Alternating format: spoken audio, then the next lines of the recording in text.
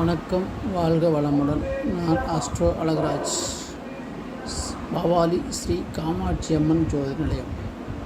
அன்பர்களே, நாம் இதுவரை ராசியும் வாழ்க்கை அமைப்பும் என்ற தலைப்பில் துலாம் ராசி வரை பார்த்துள்ளோம். இன்று நாம் பார்க்க போவது விருச்சிக ராசியும் அந்த ராசிநாதன் ராசி ஜாதகரின் வாழ்க்கை அமைப்பும். விருச்சிகம் அமைப்பு என்பது காலபுருஷன் ஜாதகத்தில் 8வது ராசியாகும். விருச்சிக ராசியின் அதிபதி முருகன் அவதாரமாக விளங்கும் செவ்வாய் பகவான் ஆகும். காலபுருஷனின் அங்க அமைப்பில் ஜனனேந்திரியங்களை குறிக்கும்.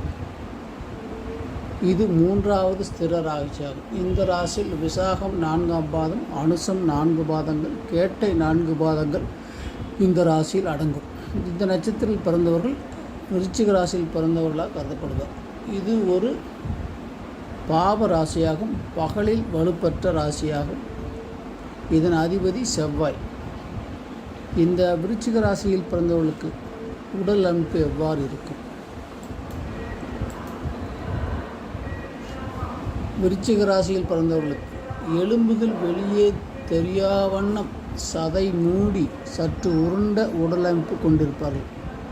நடுத்தர உயரமும் அகன்ற நெற்றியும் அமைதியான உருவ அமைப்புடன் தோன்றினாலும் தேளின் விஷத்தை போன்று தன்னுடைய பேச்சால் மற்றவர்களை மனதை புண்படுத்தி விடுவார்கள். மாநிறமும் மேல் புருவங்கள் சற்று உயர்ந்தும் காணப்படும். நடை உடை பவனங்கள் ஒரு கம்பீர தோற்றம் இருக்கும். இவ்வாறு தோற்றம் உள்ள விருச்சிக ராசியினருடைய குணம் எப்படி இருக்கும் என்று பார்க்கலாம். அவருடைய குண அமைப்பை பற்றி தெரிந்து கொள்வோம். விருச்சிக ராசிக்காரர்கள் நியாய அநியாயங்களை தெள்ளத் தெளிவாக எடுத்துரைக்கும் ஆற்றல் கொண்டவர்கள். தேளின் குணத்தை கொண்டவர்கள் என்பதால் குறும்புத்தனமும் விஷமத்தனமும் அதிகமாக இருக்கும். தனக்கு பிடிக்காதவர்களை அடிக்கடி கொட்டி கொண்டே இருப்பார்கள். பார்ப்பதற்கு அப்பாதி போல இருந்தாலும் விளையாட்டுப் போட்டிகளில் முதலிடத்தை வகிப்பார்கள். பிடிவாத குணம் கொண்டவர்கள், அதிக தன்மை பிடிவாதம் கொண்டவர் என்பதால் இவர்களை மாற்றுவது அரிதாகும், இவர்களை திருத்துவது அரிதாகும். பிறருக்கு எதையும் விட்டு கொடுக்க மாட்டார்கள். இவர்களை யாரும் எளிதில் ஏமாற்றிவிடவும் முடியாது. பிறர் தவறு செய்தால் வன்மையாக கண்டிக்கும் இவர்கள் தன்னுடைய குற்றங்களை மறந்து விடுவார்கள். துப்பறியும் தொழிலை திறமையாக செய்வார்கள். இவர்களிடத்தில் எளிதில் பேசி வெற்றி பெற முடியாது. முன்கோபம், எளிதில் உணர்ச்சி வசப்படக்கூடியவர்களாகவும் இருப்பதால் இவர்களிடத்திலிருந்து ஒரு அடி விலகியே இருப்பது நல்லது. முன்பின் யோசிக்காமல் தூக்கி எறிந்து பேசிவிடுவார்கள். இவர்கள் பேசுவது கஷ்டமாக இருந்தாலும் அதில் உண்மை இருக்கும் என்பதை மறுக்க முடியாது. எந்த முயற்சியில் ஈடுபட்டாலும் தளராது அயராது முயன்று பாடுபடுவார்கள். என்னதான் தோல்வியை சந்தித்தாலும் தன்னுடைய முயற்சிகளை விட்டு கொடுக்காமல் வெற்றி பெறுவார்கள். மற்றவர்களின் எதிர்ப்புகளுக்கு அஞ்சாது பிறர் போற்றும் வகையில் வெற்றி பெற்று முன்னேறுவார்கள். இத்தகைய குணமுடைய விருச்சிக ராசிக்காரர்களுடைய மன வாழ்க்கை எப்படி இருக்கும் அதை பார்ப்போம். விருச்சிக ராசியில் பிறந்தவர்களுக்கு வாழ்க்கை துணை வகையில் நிறைய அனுகூலங்களை பெற முடியும் என்றாலும் திருமணத்திற்கு பின் படிப்படியாக அது குறைந்துவிடும்.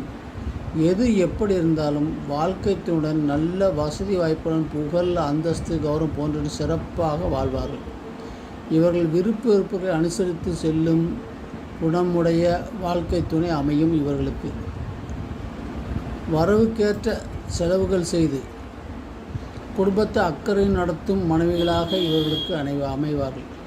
எந்த சிரமங்களும் யாருக்கும் ஏற்படாதவாறு மன வாழ்க்கையானது மகிழ்ச்சிகரமானதாகவும் அமையும்.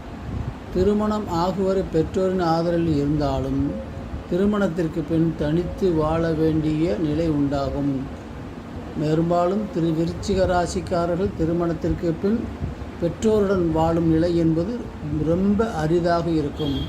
அவர்கள் தனி குடித்தனம் நடத்தும் நிலையையே இந்த ராசி ஏற்படுத்தும். விருச்சிக ராசியில் பிறந்தவர்கள் குடும்ப நிலை, மன வாழ்க்கை பார்த்தோம். அடுத்ததாக பொருளாதார நிலை. விருச்சிக ராசியில் பிறந்தவர்களுக்கு பண வசதியை பொறுத்தவரை தேவையான அளவுக்கு அமையும். இவர்களுக்கு பற்றாக்குறையோ பணத்தொகையோ ஏற்பட போவதில்லை.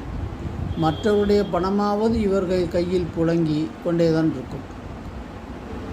ஆடம்பர வசதிகளுக்கு ஆசைப்படுவார்கள். பூர்வீக சொத்துக்களை விற்றாவது தன்னுடைய தேவைகளை பூர்த்தி செய்து கொள்வார்கள். இளமை பருவத்தில் கஷ்டப்பட்டாலும் நடுவயதில் நல்லபடியாக சம்போதித்து வயோதிக வயதில் உட்கார்ந்து சாப்பிடும் அளவிற்கு சேமித்து வைப்பார்கள். சொந்த வீடு இருந்தாலும் அது பழமையான வீடாக இருக்கும் அல்லது மற்றவர்களின் சொத்தாக இருக்கும். தக்க வயதில் வீடு, மனை, வண்டி, வாகன வசதிகளும் ஒரு சிலருக்கு பசு, கன்று போன்றவற்றை பெற்று ஆடம்பரமாக வாழ்வார்கள். அயல்நாடு செல்லக்கூடிய வாய்ப்புகள் அதிகம் இல்லை. அப்படி இருந்தாலும் அதனால் பண விரயங்கள் ஏற்படாது. பொருளாதார நிலையானது இல்லை என்று சொல்லக்கூடிய அளவிற்கு இல்லாமல் தாராள தனவரவு உண்டாகும். இத்தகைய அமைப்பு கொண்ட விருச்சிக ராசிக்காரர்களுக்கு புத்திர பாக்கியம் எப்படி அமையும்? விருச்சிக ராசியில் பிறந்தவர்களுக்கு பெரும்பாலும் புத்திர பாக்கியத்தில் தெய்வ அருள் நிறைந்திருக்கும்.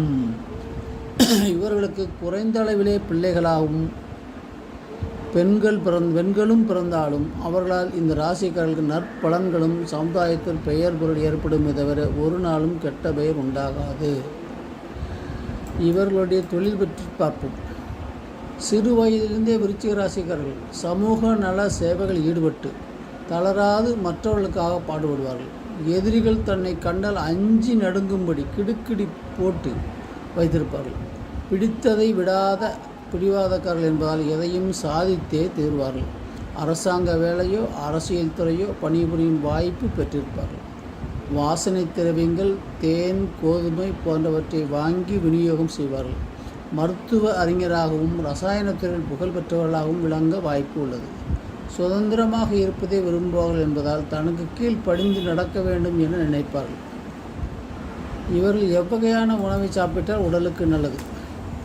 உணவு வகையில் இவர்கள் அதிக கவனம் செலுத்தும் சத்துப்பொருள் அடங்கிய உடல் நலத்திற்கேற்ற பொருளையே சாப்பிடுவார்கள். சிவப்பு முள்ளங்கி, வெங்காயம், சிவப்பு கோஸ், காலிஃப்ளவர், நாவல் பழம், முந்திரி பழம், கீரை வகைகள், பல வகைகள் போன்றவற்றை உணவில் சேர்த்துக்கொள்வது இவர்களது உடல் நலத்திற்கு நல்லது. வணக்கம். இதுவரை நாம் விருச்சிக ராசியும் அதன் வாழ்க்கை அமைப்பும் பார்த்தோம். நாளை அடுத்த பதிவில் தனுசு ராசியும் அவர்களின் வாழ்க்கை அமைப்பும் பார்ப்போம். வணக்கம்.